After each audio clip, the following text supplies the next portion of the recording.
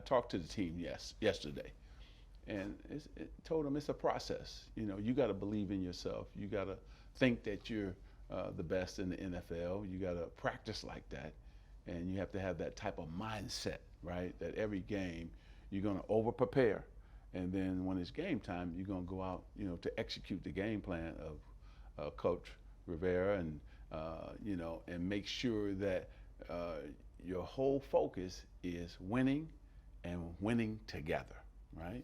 And so I told him my story about how I won my whole life, and how I dedicated myself to my sport and my craft. And so I think what we're trying to do here is make sure that the city, the fans know that we're about winning. We're going to put the money into the team. As I told the players, you don't never have to worry about us as the owners. There's never going to be any bad things happening. What we want you to concentrate on is game time every Sunday or Thursday or Monday. Focus on winning the game.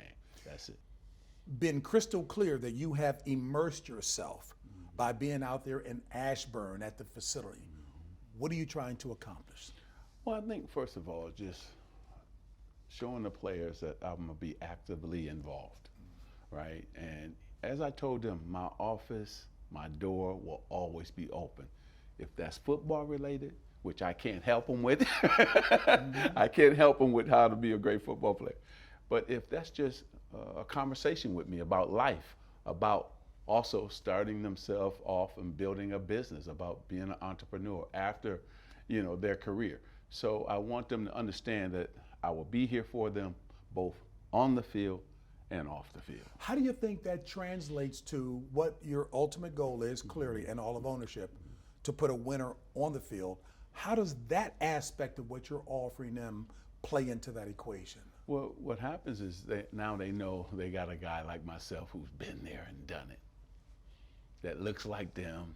I've played in the biggest games in the NBA. I've won those championships. So after we got done talking and they were practicing, and before they got, before Coach blew the whistle, they came running and they had so many questions, about so many different things. So I could tell already, it's been good what I was able to do. Speak to them first, and then when players have questions for you, that means that, hey, they want to know what you have for them, right? What type of information, or how can you help them?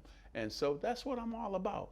Listen, I want them to reach their goals and dreams. It's not about Magic. It's not about Josh. It's not about the ownership group. It's about those players. And now they understand that's who we are. We want the best for them, because if they have the best, if they see the ownership group saying, we're going to give you everything you need to help you win on Sundays. When they see that, it makes them feel better. Already I got to give Josh a lot of credit. Already he spent about 40, 50 million already upgrading the stadium, things that the players wanted. I mean, it's already happened already. So what happens? That player feels good about that and says, wow, the ownership group is really behind this. They're really serious about winning. And so now they can go out and play their best. That's all we ask.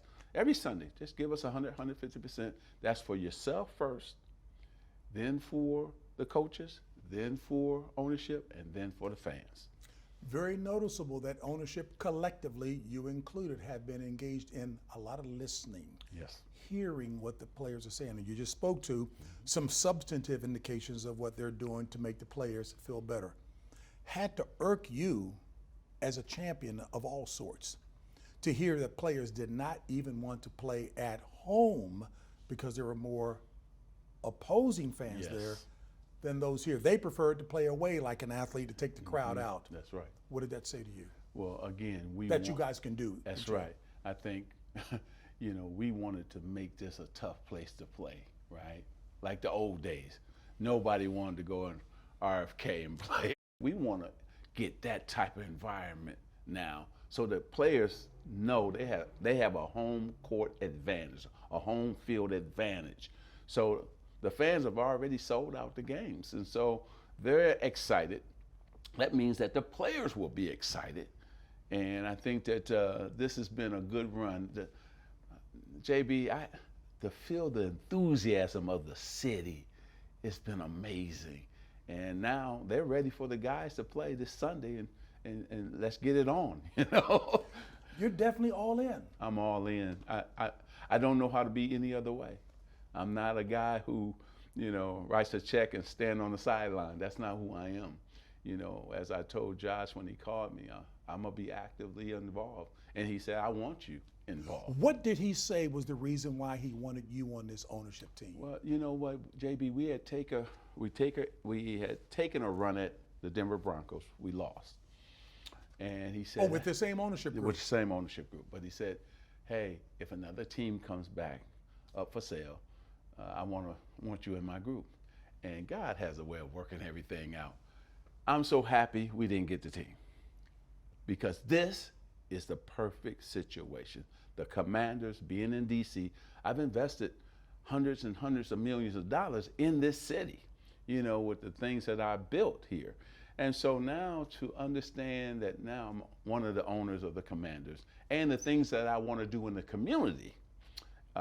So this is a win-win for Josh and the ownership group, but also for the fans and the city too at the same time. Speak to the community. What do you bring to the equation? Well, I think that first of all, because I've done things already, right? Given scholarships, I built 8 Starbucks here, the Magic Johnson theaters. I can keep going on and on and on. The Washington Hilton involved.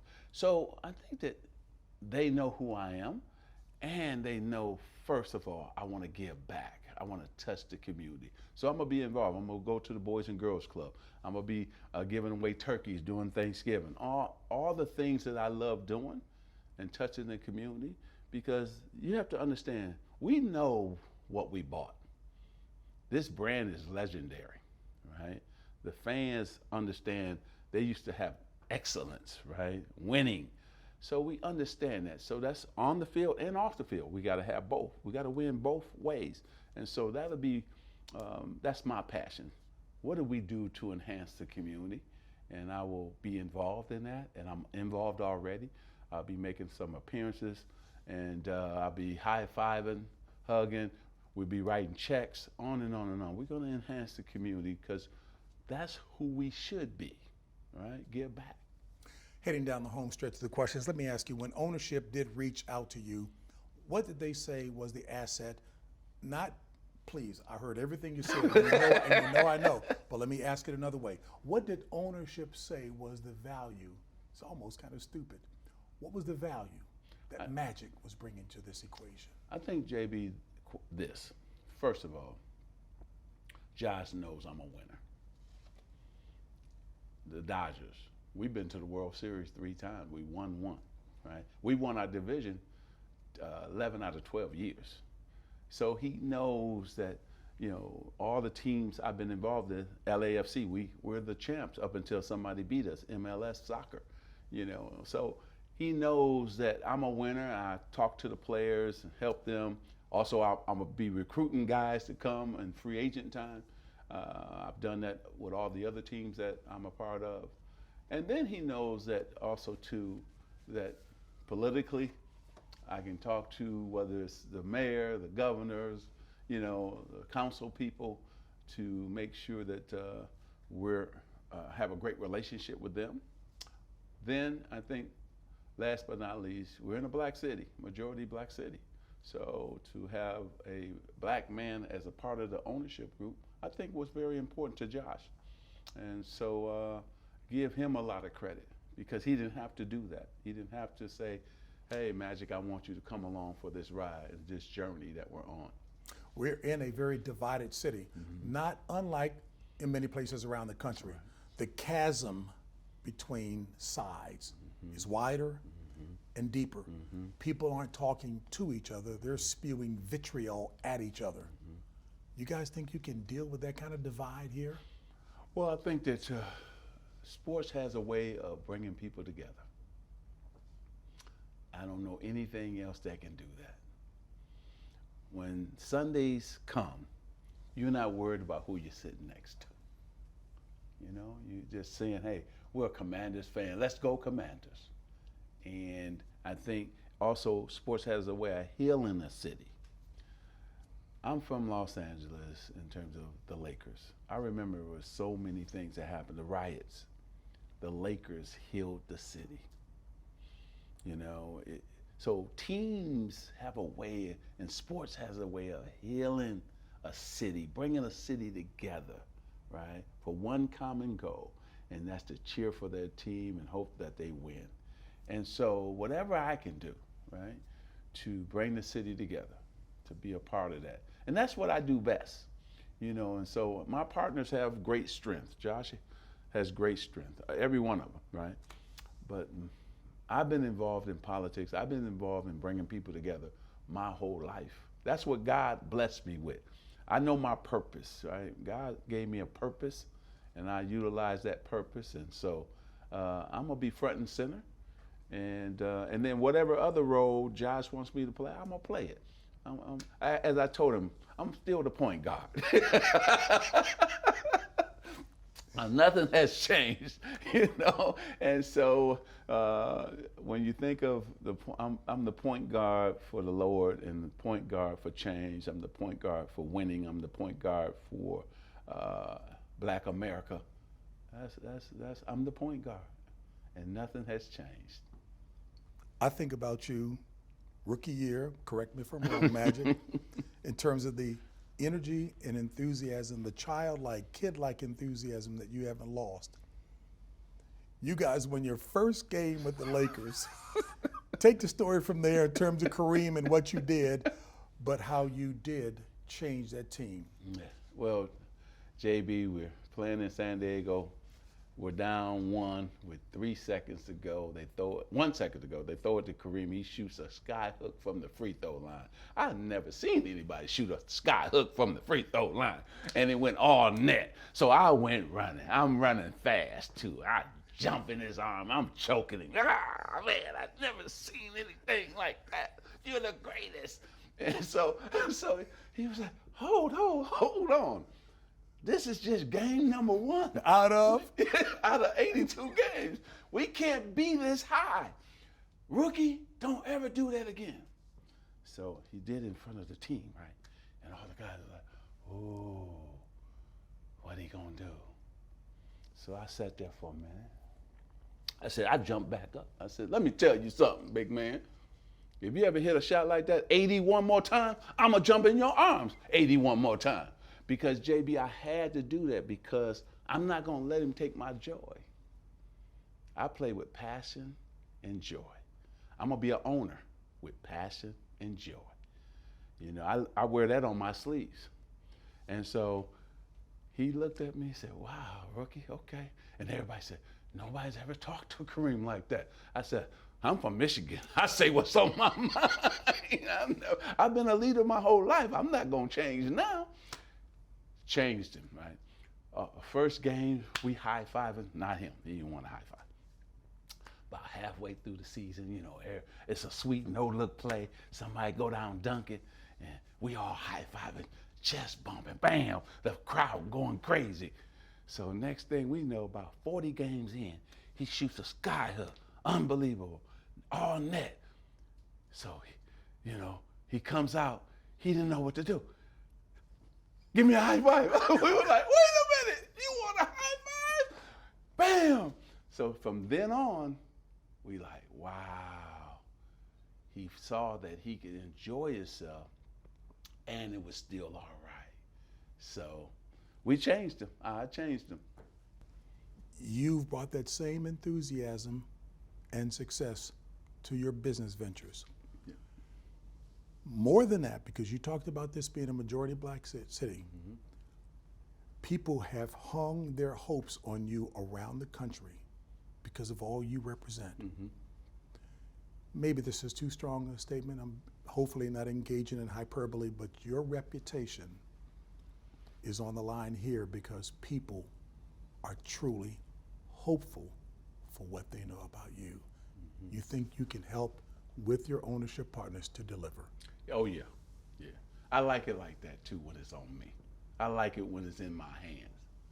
You know, I like that pressure. And so I think that when you talk to Josh Harris, his heart's in it. The man, listen, all the stories he's telling us, him and his parents waited 25 years on a waiting list just to get season tickets. I mean, he is so giddy and so excited about being the owner. And the other guys as well. Mitch, I mean, you can keep going. They all are excited. And because born and raised, because they were Redskin fans back in the day, because of the fact that, hey, they want to win. Because, JB, you know what's the first question I asked him? Hey, you want to win? And he said, yeah. I said, I'm in. Same thing I asked Mark Walters, Dodgers. You want to win? See, I want to win. I want to win. I ain't got time for nothing else. I want to win. And so when Josh said he wanted to win, I said, sign me up. Let's go. Because that's what I'm all about. And so I know my reputation's on the line, and I'm good with that, you know, and I'm going to take care of that. What chord was touched in you that you got emotional about this opportunity, what it represents, and how many people are hanging their hopes on you? And what touched you? I think, JB, that's it. When you think about, you know, being an African-American man and being in the NFL, you know, and I got to thank Commissioner Goodell because, you know, he was always pushing for more of us to be involved and get into ownership side of it. So I want to thank him, and I've known Roger for a long time. But I understand it's not just me as an owner, Cookie and I. It's every black person in America, see? And so it's not just those who live in DC, Maryland, and Virginia. It's all because we've been outside looking in. And so I understand how important this is for me, but also for them too. And that's why I got emotional.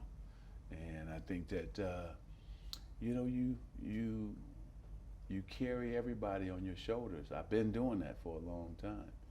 And so I love it. You know, I built my business in urban America, in the black and brown community, bringing quality services and goods. I was the first black owner in MLB. I understand that, and I understand what that means.